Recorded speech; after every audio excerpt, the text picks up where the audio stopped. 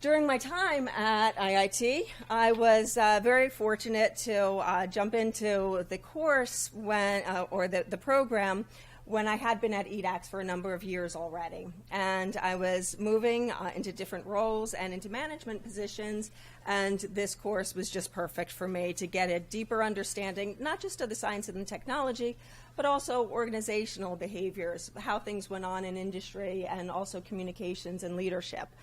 So the example that I'm going to use here is just an everyday piece of work that we do with our tools and technology. This is an electron image and an EBSD phase map.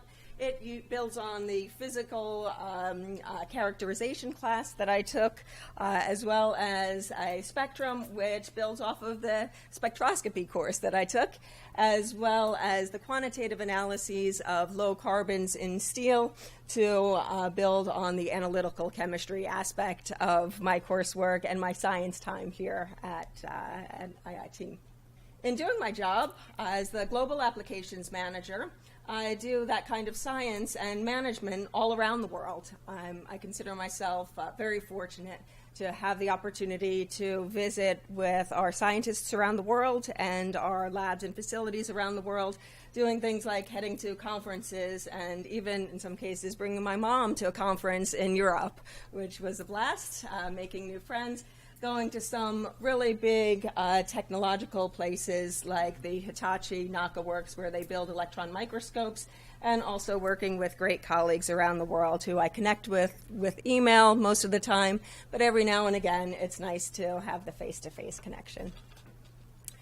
And even more importantly, in my opinion, is the new and growing developing areas where we have a new lab in Bangalore, India. And in fact, we have investment in that lab continued to make sure that we make the most of our tools invested there to expose scientists around the world to these types of capabilities that maybe not everybody has.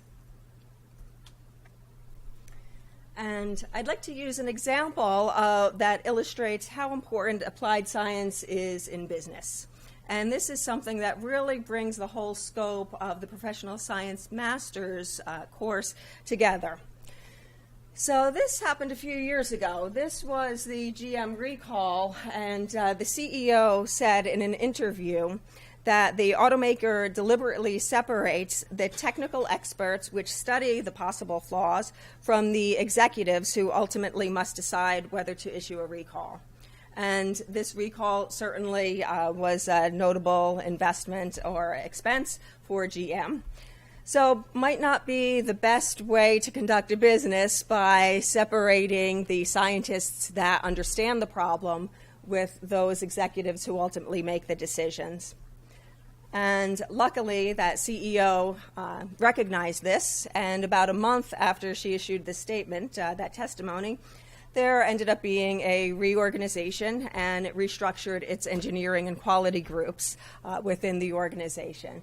So just a classic example of why it's so important to have the people knowing the facts and figures, applying them to the decisions. And this particularly worked for me really well when I saw that statement a few years ago, because during my time here, my research paper in the project management class was Decision-Making Concepts in Modern Technological and Corporate World. So I loved this course. I think the project management course is an excellent program, an elective course to take for sure. And just last week, I was talking to some colleagues while we were in a meeting, and I said, in my grad school class, I actually had a course that told us how to conduct meetings. Things like set your goals ahead of time, know what your deliverables are supposed to be, and walk away with some action items. I also remember her telling us that if you're going to have a meeting that's more than 2 hours long, you should always have food.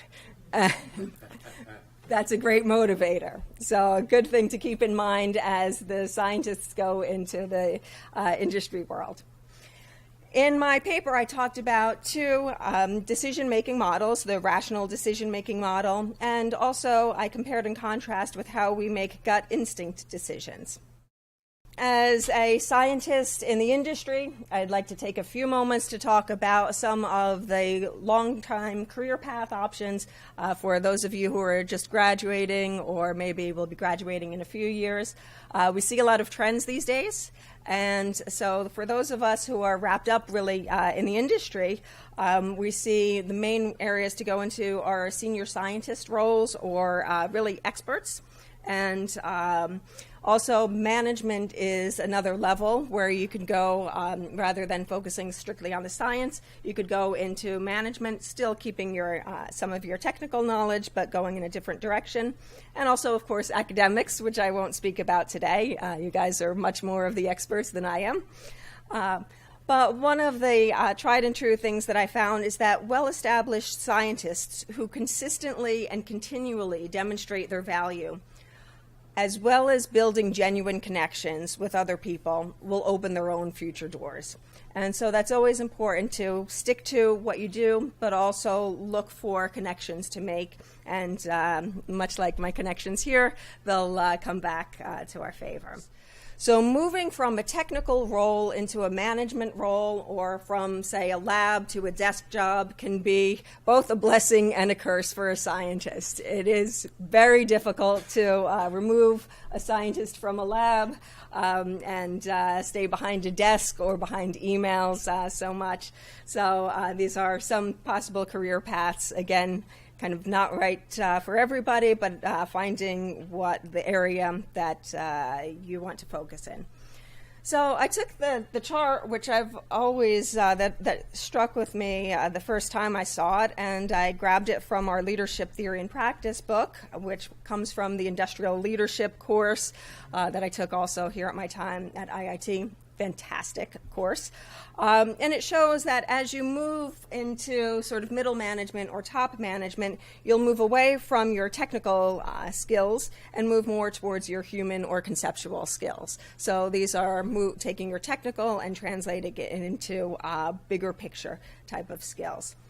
Also, it's very important to note that management doesn't just happen on its own. Management consists of skills and some learned practices, also things that you can learn from a textbook, but certainly important to apply as you grow into a management position.